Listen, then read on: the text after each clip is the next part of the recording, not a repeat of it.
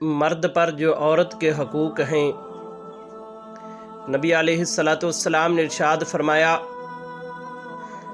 کہ جو شخص اپنی زوجہ کے حقوق پورے نہیں کرتا،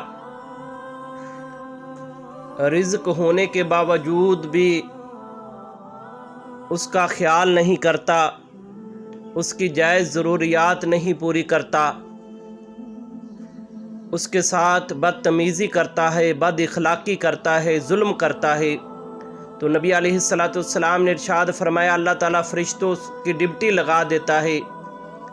کہ اس کے گھر سے برکتیں اٹھا لو، اس کے گھر سے رحمتیں اٹھا لو، اور تنگ دستی اس شخص کا مقدر بنا دو، کیونکہ اس نے اپنی زوجہ کو پریشان کیا، اس کو تنگ کیا، اس لیے اس کے گھر سے برکتیں اٹھ جاتی ہیں۔